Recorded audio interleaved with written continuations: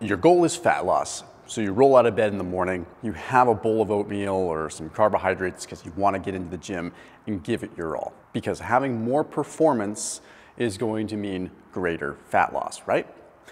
That's where we have to really get more nuanced. The discussion of fasted training versus fed training for fat loss, it's a difficult one to have because you have some serious tribal attitudes and some serious egos.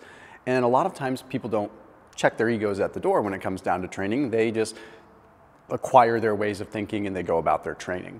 Well, I want to debunk some of this and understand what's happening at a cellular level and why specific kinds of training might be better for fat loss versus performance. Let's go ahead and break it down. But after today's video, I want you to check out Seed. They are what is called a symbiotic, and that is a 25% off discount link, like a huge discount. So that means they have a prebiotic and a probiotic in one capsule.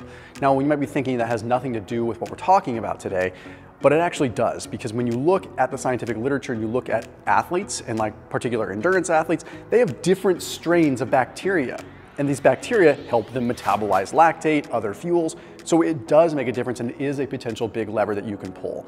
I don't recommend any probiotic literally other than Seed because they put their money where their mouth is with research. They put their money where their mouth is with R&D and actual technology. And they actually put literal money into microbiome and gut-brain axis research. So they really are the real deal. And that symbiotic is really cool with a capsule inside of a capsule. So you get potentially better delivery. But their actual setup of the species themselves is second to none. And if you understand the microbiome, you could take one look and see what I'm talking about. So that link is down below in the description for 25% off Seed's Daily Symbiotic. I want to open with a big study that was published in the British Journal of Nutrition. This study took a look at 27 studies. It was a large review. Okay, so what they did is they grabbed a bunch of different studies that looked at fasted training versus fed training, and they wanted to see like what the differences were when it came down to cellular metabolism. Okay, what they found with this was that by and large, huge differences. The fasted training groups had significantly more fatty acid oxidation. Fatty acid oxidation means that the fat is actually getting into the mitochondria and getting oxidized as fuel. Not to be confused with lipolysis. Lipolysis is the liberation of triglycerides and fatty acids into the bloodstream to actually eventually get broken down. For example, when you drink a cup of coffee, it increases lipolysis. So people will say coffee increases fat loss. Not so fast. Coffee increases fat mobilization. But if you don't burn it, it's going to go right back in, right? So lipolysis can mobilize. Oxidation is actual burning. So this British Journal of Nutrition study was a large review, and it said, hey, yeah, like fasted training, much more fat oxidation, which is kind of a no-brainer, right? But where we run into a big problem, and I've addressed this in many videos, is that if you're training and you're weaker, I mean, what good is oxidizing more fat, right?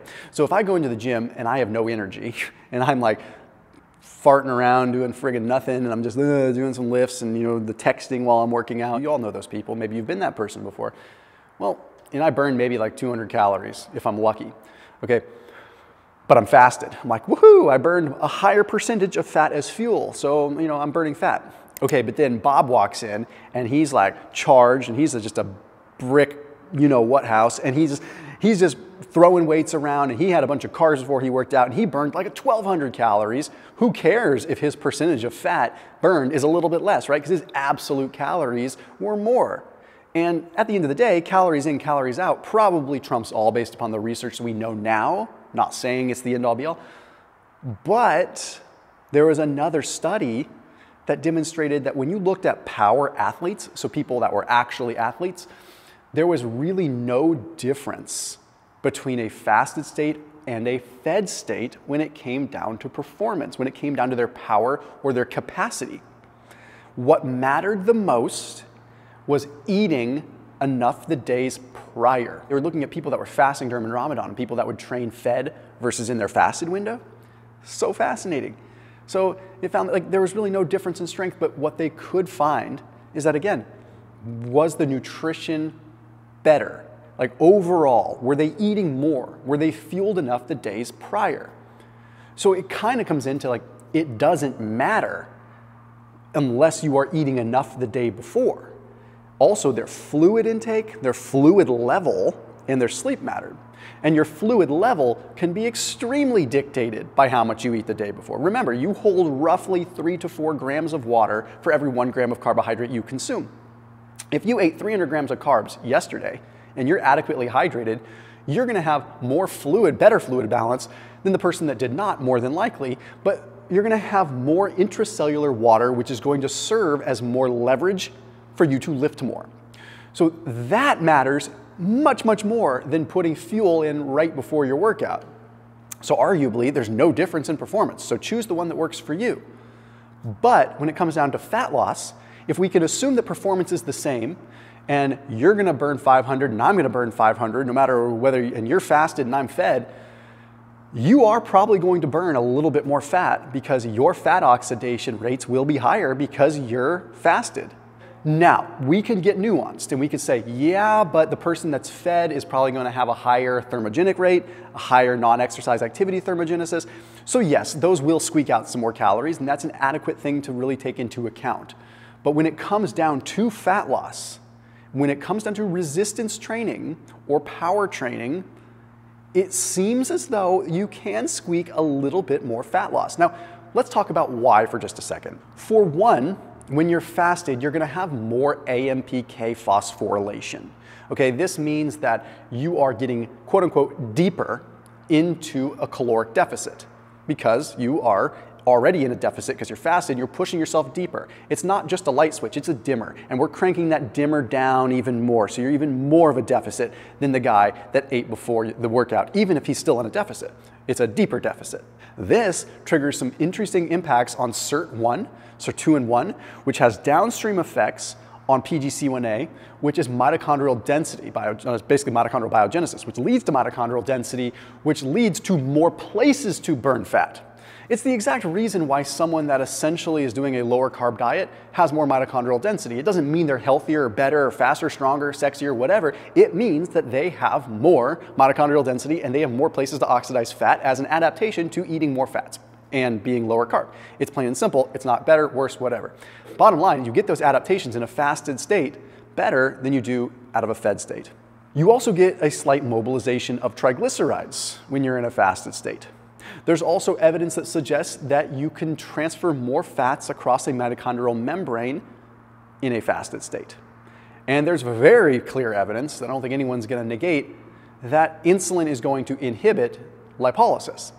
Doesn't mean insulin's bad, it just means when you eat some carbs, you spike your insulin, and that's going to temporarily stop the actions of hormone-sensitive lipase, temporarily stop the actions of fats being liberated. So I don't understand what the argument here is. Yes, like training fasted is probably better for short-term fat loss. But let's look at this realistically, because I do take all things into account. There is a solid argument that if you train fasted, you will overeat later in the day. So it's hard for me to take a solid stance. If you are someone that is an elite athlete and you have control over this and you live your life regimented, you'll probably be totally fine. But if you are someone that's coming in off the street and you don't really train and you're not an athlete, training fasted could backfire for you because you might eat more afterwards. And that's a very valid consideration. You might overeat, and the rodent model studies do demonstrate that. The longer you put them in a fast, the more they ultimately overcompensate. So we need to be careful with that. So you either like say, yes, I'm gonna train fasted because I'll oxidize more fat, but you gotta track and you gotta keep track of those calories. You gotta keep track of that stuff the rest of the day, okay? Or you say, you know what, I feel good when I eat a little bit of breakfast before I work out. And you know what, it satiates me and I don't overeat the rest of the day. One thing I don't want you to do is starve yourself throughout the day if you train in the afternoon, okay? Don't bother with that unless you are really experienced with fasting and you want to mess around with that, which is kind of a higher level thing to do. It's not the most important thing for you. The most important thing for you is getting to the gym and not worrying about the fat oxidation. But if you feel good enough and you have it under control, then it does matter. I'll see you tomorrow.